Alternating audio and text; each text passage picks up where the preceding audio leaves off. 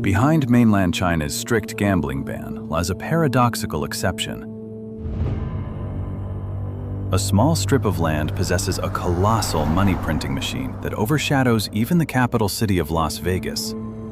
That is Macau. This city is a strange crossroads, where 400 years of Portuguese colonial history blend with a lavish lifestyle, where the line between extreme wealth and abject poverty is separated by only a brick wall. People come here to hunt for fortune, but are easily swallowed up by the whirlwind of money. Is Macau a real paradise? Or is it actually a meticulously designed gray zone to reshape the global flow of money? The answer doesn't lie in the glittering casino halls, but in places you least expect. Before we go further, tell us in the comments where in the world you're watching from. And if you thought you already knew Macau, share this with someone who still thinks it is only casinos. It helps more curious people find their way here. To understand the casinos, you have to go back long before them, to a fishing village that prayed to the sea. Centuries ago, this was a quiet inlet on the Pearl River. Its people worshipped Ama, the goddess of sailors, asking her for a safe return from the water. When Portuguese traders arrived in 1557, they asked the locals the name of the place. What they heard was Ama Gao, the Bay of Ama. That half-heard prayer became the name the world still uses, Macau. The Portuguese did not conquer it. They leased it, settled, and stayed for 442 years. For a long stretch, this speck of a port was one of the great crossroads of the world. Chinese silk and porcelain left through its harbor, traded for silver mined on the far side of the planet. Jesuit priests slipped into a closed empire through its one open door. It grew into the oldest European settlement in Asia, a small Catholic outpost stitched onto the edge of a vast empire that never fully let go. Then, at midnight on the 20th of December, 1999, the flag came down. Macau returned to China. But here is the part that explains everything after it. The city did not quietly dissolve into the mainland. Under a formula called One Country, Two Systems, Macau kept its own laws, its own border checks, its own money, the pataka, and it will keep them until at least 2049. Beijing controls only defense and foreign affairs. Everything else, Macau runs for itself. If you think this video deserves more attention, please click the hype button below. Each hype only lasts a few seconds, but it helps reach a wider audience. We'd be very grateful. That single legal seam, Chinese in name, separate in law, is the crack through which an entire empire of fortune would pour. Because what is forbidden on one side of the border becomes perfectly legal on the other.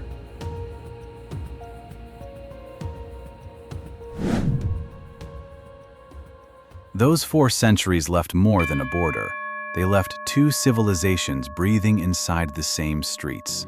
Walk into Senado Square and you feel it before you can name it. The ground rolls beneath you in a wave pattern of black and white Portuguese stone laid by hand. Pastel townhouses lean over the crowd, and a few steps away, incense smoke curls out of a Chinese temple that stood here long before Europe arrived. This is the everyday wonder most visitors hurry past on their way to the tables. In one street, a sea goddess and a Catholic saint share the same air. Life here runs on Cantonese, but it lives in 2 calendars, 2 kitchens, 2 faiths. A local might light incense at Ama at dawn, pass a Baroque church wall on the walk home, and think nothing of it. To them, it is not fusion, it is just an ordinary day. That is what makes it rare. In most of the world, when 2 cultures meet, one swallows the other. Here, for 400 years, neither one did. Read the comments under any honest Macau video and you will find them. People writing that their grandmother is from here, that they were born here, remembering a place the glossy brochures never show. That pull is real, and it points to something the casinos would rather you forget.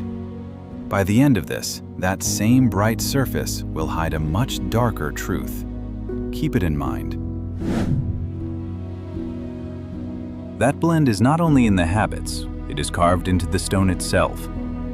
In 2005, the Old Heart of Macau was named a World Heritage Site. More than 20 linked places that together form the oldest, most complete record of East meeting West anywhere in China. Yellow and white churches, red-tiled Portuguese houses, Chinese temples, the first Western-style theater, the first lighthouse, the first university on Chinese soil, all within a short walk of one another. Why does so much of it survive here when the mainland tore down and rebuilt? Because for 4 centuries, Macau was a door, not a battlefield, a trading post where two cultures learned to stand beside each other instead of erasing each other. Nobody burned the old town to make a point. The buildings are the receipt of that long, patient coexistence. And then you turn a corner, and the past runs straight into the present. Behind the red roof tiles rises the glass and steel of Cotai, a skyline of casino towers taller and brighter than anything the old town could dream of. On one side, a hand-laid square that took generations. On the other, a resort that rose in a few short years on land dredged from the sea. 2 walls, side by side, one holding 400 years of memory, one holding the money of the world.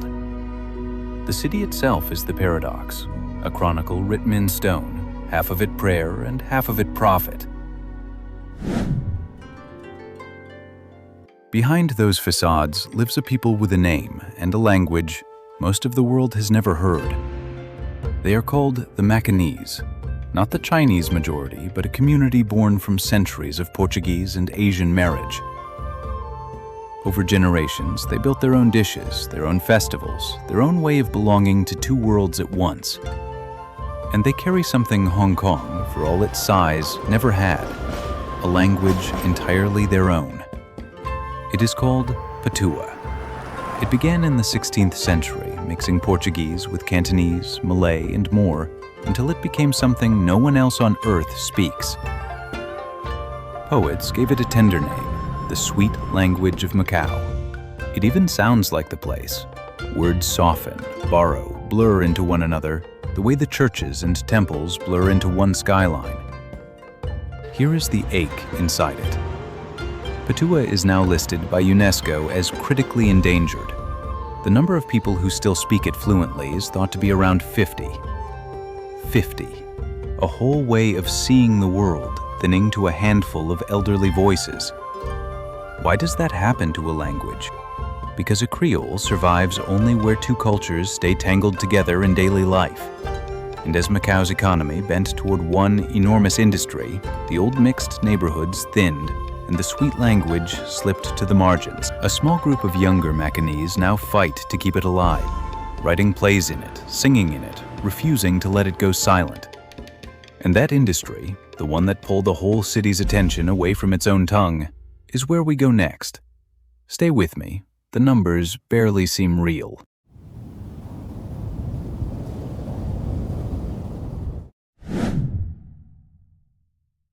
For years, the world called Las Vegas the capital of gambling.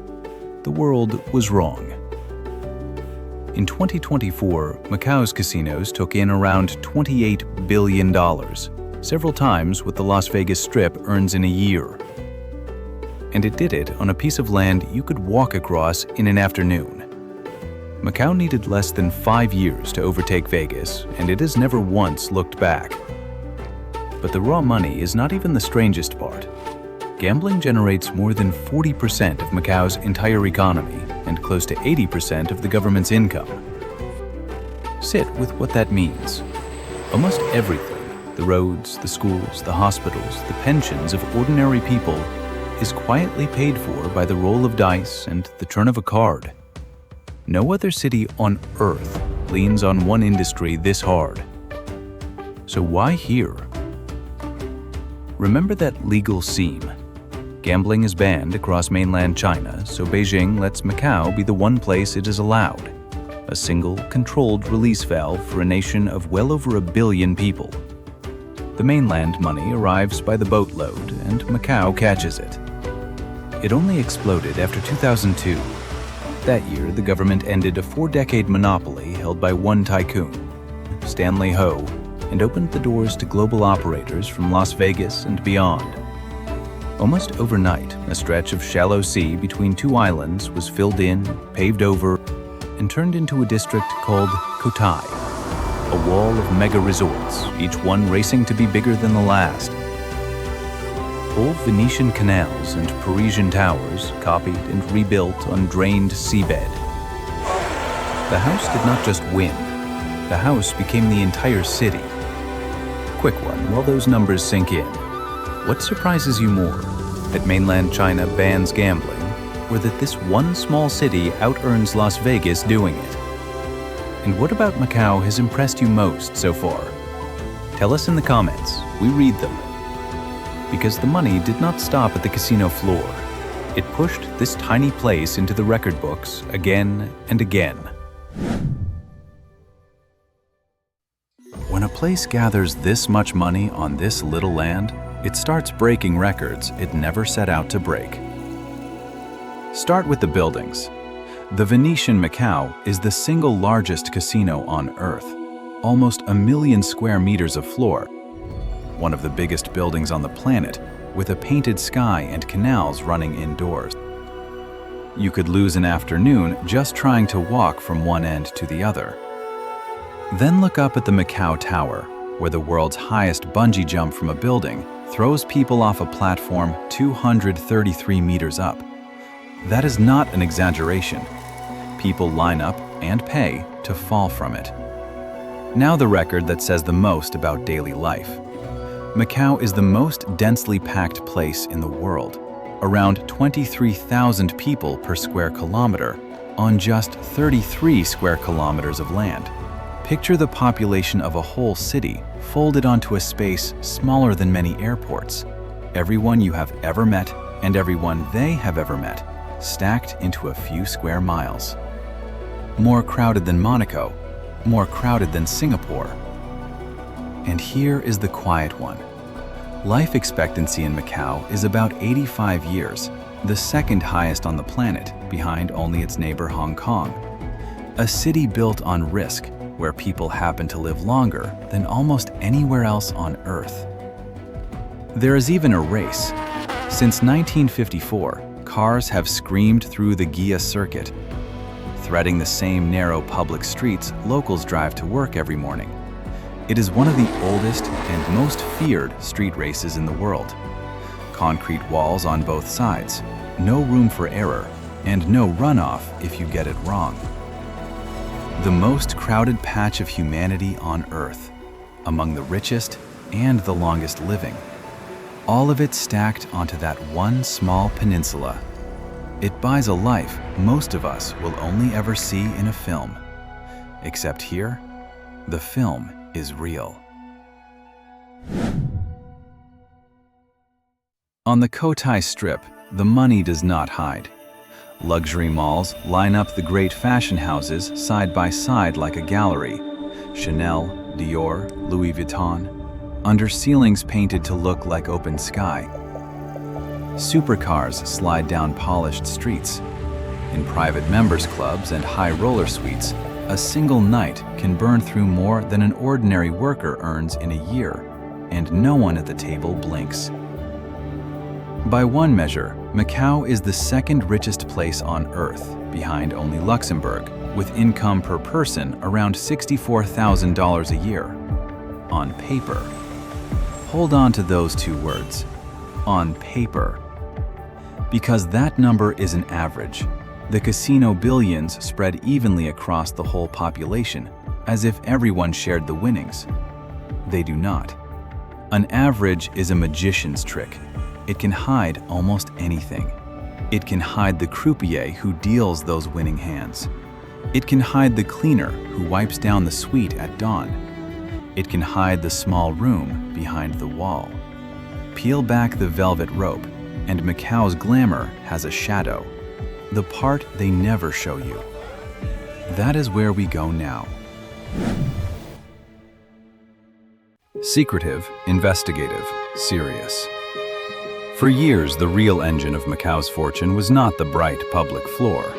It was the rooms you could not see. They were run by middlemen called junkets.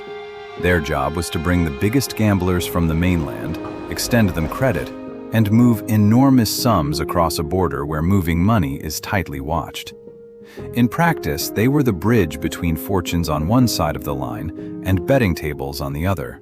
At its peak, one operator alone, a company called Sun City, run by a man named Alvin Chow, controlled close to half of all the high-roller gambling in Macau. He was known, without irony, as the Junket King.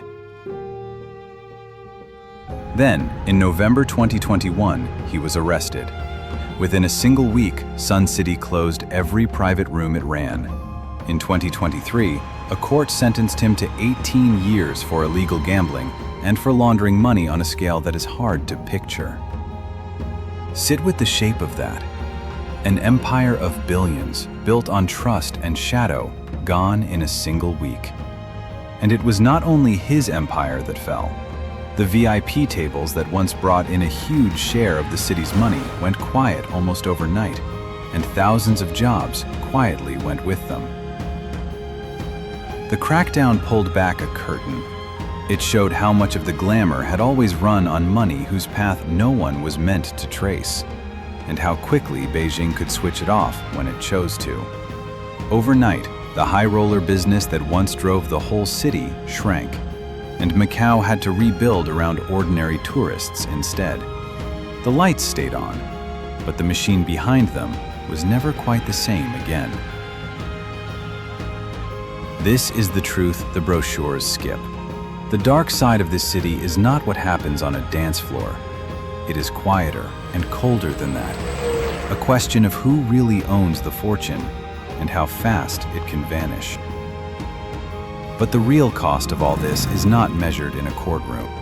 It is measured in the narrow rooms just streets away from the casinos.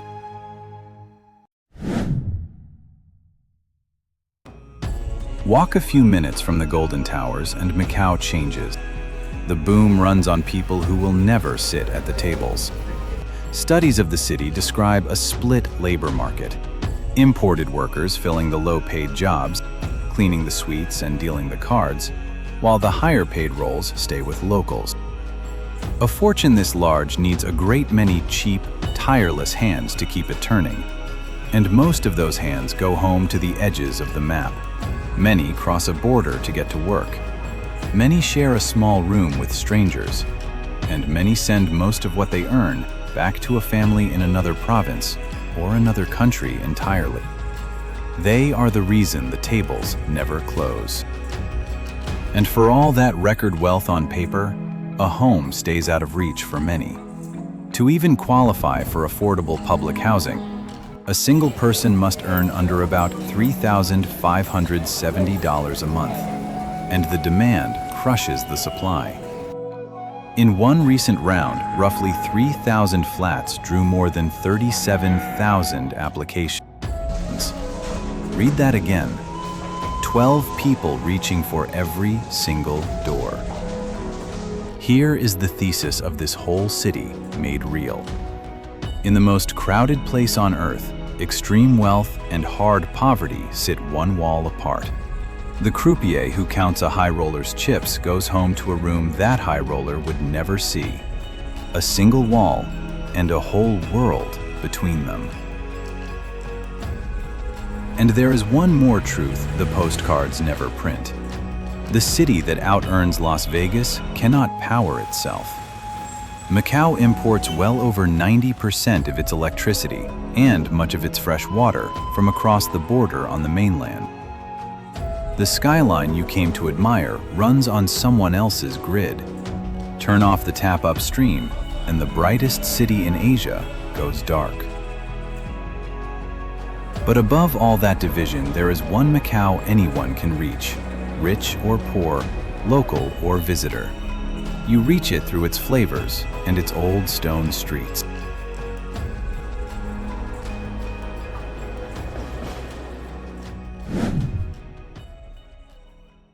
Start with the taste that holds 400 years in a single bite. In 2017, UNESCO named Macau a creative city of gastronomy, recognizing Macanese food as arguably the world's first fusion cuisine. It was not designed by anyone. It grew over centuries from Portuguese and Chinese households sharing one kitchen, trading spices and techniques by hand, meal after meal. Take the egg tart, flaky pastry, a scorched caramel top, a soft, warm custard in the center that gives when you bite it. It is not ancient. It was invented in 1989, when an English pharmacist named Andrew Stowe opened a small bakery, took the old Portuguese pastry, and gave it his own twist. How loved is it now? His shops alone bake around 21,000 of them a day. One man's experiment became a daily ritual for a whole city. Then there is African chicken, which, despite the name, is pure Macau, dreamed up by a local chef in the 1940s, all chili, garlic, and coconut. Add the pork chop bun, a whole bone-in cutlet pressed into a crusty roll, and the sweet dried beef sold warm from the shop window, and you start to understand the place through your mouth. This is not a menu. It is the marriage of two cultures, still simmering on the stove. Ask anyone who has been, and they rarely talk first about the casinos. They talk about the food, which is fitting because the flavors pull you straight into the streets. And those streets are a living museum you can walk through in an afternoon. Majestic, resilient, poetic. The most famous site in Macau is a church that no longer exists. The ruins of St. Paul's is a single towering stone facade, all that survived after fire tore through a 17th century cathedral in 1835. It stands now like a doorway to the sky, a frame around empty air, a whole religion reduced to one wall that refuses to fall. Climb the stone steps in front of it, and you join a river of people who have come to photograph a building that is barely there. A short walk away sits the Ama Temple, the shrine to the sea goddess that likely gave the city its name, older than the Portuguese, still thick with incense every single day. Stand there, and you are standing at the very beginning of the story, the fishing village, before the flags and the fortunes. Climb a little higher, and you reach the old fortress on the hill, its cannons once aimed out to sea. And beside it, the lighthouse that was the first of its kind on the Chinese coast. From up there, the whole contradiction lays itself out below you. Red rooftops on one side, casino towers on the other. 400 years in a single view. Then cross the water to Taipa, to a narrow lane called Rua do Cunha, lined with bakeries and Macanese snacks. The exact kind of street viewers ask about by name in the comments. It is small and easy to miss, and that is the point. Because knowing what to see is only half of it. Knowing how to move through a city this crowded is the other half.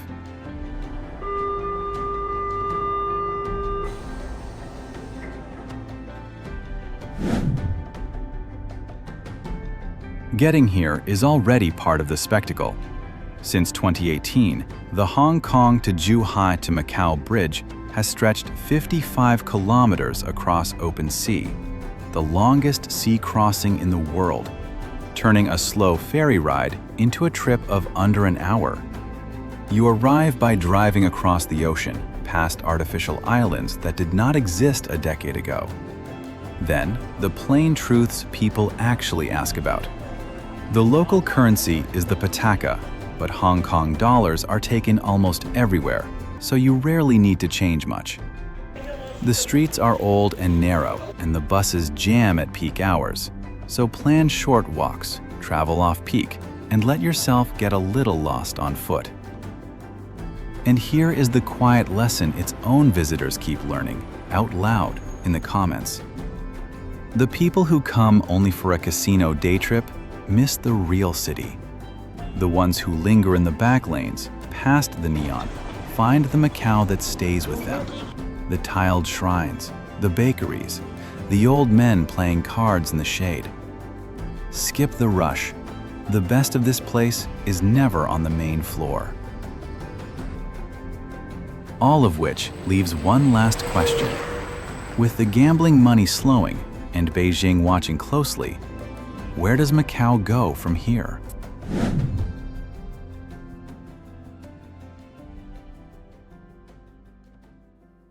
Analytical, cautious, paradoxical. Macau today is a city trying to bet on more than one number. In 2024, it drew nearly 35 million visitors, up almost a quarter in a single year, with around 70% of them coming from mainland China. The tourism engine is roaring back. But look at that last figure again, 70% from one place. The recovery and the dependence are the same sentence. So the government has a plan called 1+4.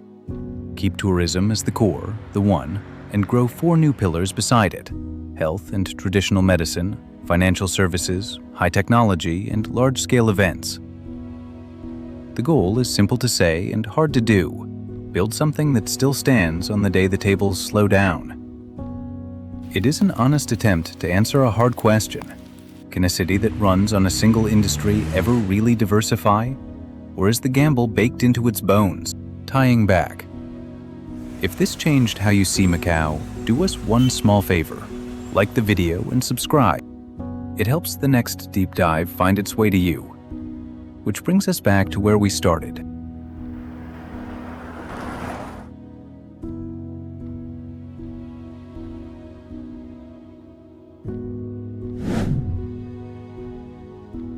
Reflective, nuanced, contrasting.